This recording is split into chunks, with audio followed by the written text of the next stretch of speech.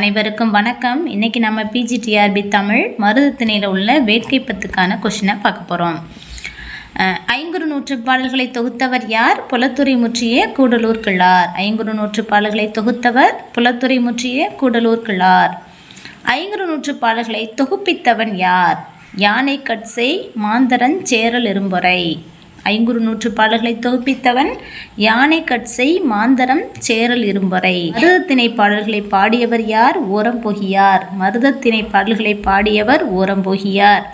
ஓரம்பொகியாரை ஆதரித்த அரசன் யார்? ஆதன் அபினி. ஓரம்பொகியாரை ஆதரித்த அரசன் ஆதன் அபினி. மருதத்திணையின் உரிப்பொருள் யாது? ஊடலும் ஊடல் நிமித்தமும். மருதத்திணையின் உரிப்பொருள் ஊடலும் ஊடல் நிமித்தமும். சேரரின் துறைமுகப்பட்டினமாக ஐங்குறுநூறு கூறுவது யாது? தொண்டி.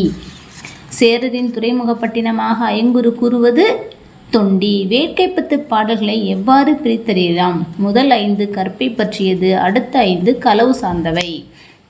வேட்கை பத்து பாடல்களை எவ்வாறு பிரித்தறியலாம்?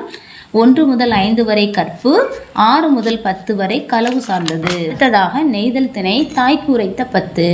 நெய்தல் திணைக்கு தொல்காப்பியர் கூறிய பெயர் யாது? பெருமணல் உலகம். நெய்தல் திணைக்கு தொல்காப்பியர் கூறிய பெயர் பெருமணல் உலகம். நெய்த நில தெய்வம் யாது? வருணன். நெய்தல் நில தெய்வம் வருணன். நெய்தலின் முதற்பொருள் யாது? முதற்பொருள் என்பது நிலமும் பொழுதும். நிலம் கடலும் கடல் சார்ந்த இடமும், பொழுது 6 பெரும்பொழுதுகளும் சிறுபொழுதுல ஏற்பாடும். ஏற்பாடு அல்லது ஏற்பாடு.